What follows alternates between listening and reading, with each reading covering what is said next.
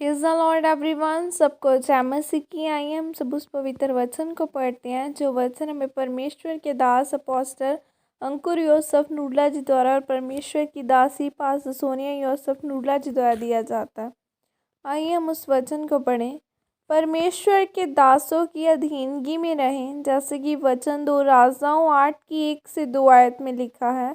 जिस स्त्री के बेटे को अलीशा ने जिलाया था, उससे उसने कहा था कि अपनी घराने समेत यहाँ से जाकर जहाँ कहीं तू रह सके वहाँ रह, क्योंकि यहोवा की इच्छा है कि अकाल पड़े और वह इस देश में 7 वर्ष तक बना रहेगा। परमेश्वर के भगत के इस वचन के अनुसार वह स्त्री अपने घराने समेत फिलिस्तियों के देश में जाकर 7 वर्ष रही। आमीन।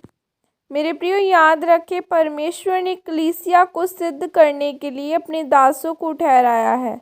जब अनाथ बच्चों के माता पिता मर जाते हैं तो क्या वह भी मर जाते हैं? नहीं, पर ज़्यादा संघर्ष करते हैं। उसी तरह एक विश्वासी जो किसी चर्च का सदस्य नहीं है, किसी परमेश्वर के दास के अधीन नहीं है, वह मर तो नहीं जाता या नरक में तो नहीं जाता, लेकिन उसकी ज़िंदगी हमेशा संघर्ष में रहती है। वह छोटी चीज़ों के लिए, छोटी सफलता के लिए संघर्ष करता है। लेकिन जो व्यक्ति परमेश्वर के दास की अधीनगी में रहता है और जिसके जीवन में परमेश्वर के दास का एक महत्व है, वह संघर्ष नहीं करता। वह सब चीज़ों को आसानी से पा लेता है। जब हम बाइबल में 2 राजाओं के 8 अध्याय को पढ़ते हैं तो लिखा है कि जब अलीशा नबी ने एक औरत को कहा कि जिस देश में तू रह रही है यहाँ पर अकाल पड़ेगा, तो तू यहाँ से चली जा, क्योंकि अगर तू यहाँ रहेगी तो तू संघर्ष करेगी। उस औरत को पता था कि कोई आम परमेश्वर का दास मुझसे बात नहीं कर रहा है, क्योंकि उसने अलीशा के अंदर परमेश्वर की सामर्थ को देखा था।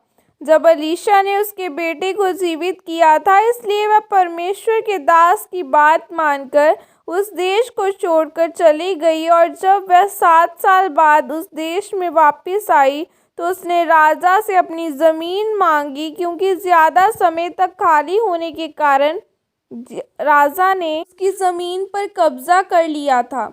जब वह औरत राजा के पास गई तो उसी समय अलीशा का सेवक गेहजी राजा के पास खड़ा होकर राजा को बता रहा था कि अलीशा ने एक मुर्दा लड़के को जीवित किया था और वह लड़का इसी औरत का बच्चा है।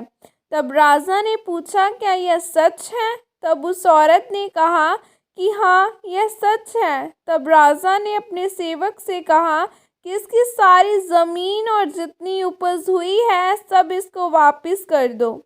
मेरे प्रियो, ऐसा कैसे हो सकता है कि जिस ज़मीन के लिए उस औरत ने कोई मेहनत नहीं की, बीज नहीं बोया, पानी नहीं दिया, मजदूरी नहीं लगाई, उसको कैसे घर बैठे पूरे खेत की उपज मिल गई? इसका एक ही कारण था कि उसने परमेश्वर के दास की आज्ञा को माना और उसके अनुसार किया।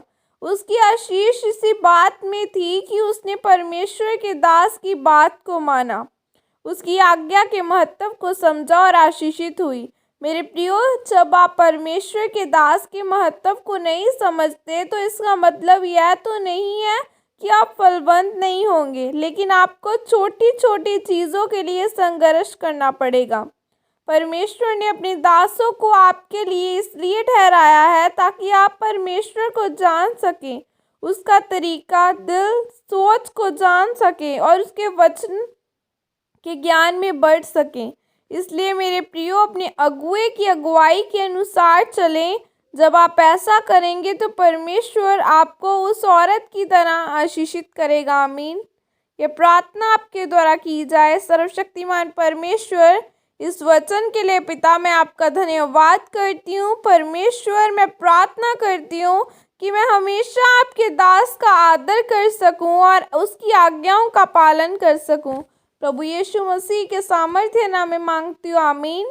सबको जय मसीह की। परमेश्वर आप सबको आशीषित करे। आपके लाइफ में हर एक एक हिस्से में परमेश्वर आपको बढ़ाए और आशीषित करे, आपके घराने ब्लेस किए जाए, हर एक जन ब्लेस किया जाए। सबको जय मसीह की। God bless you all.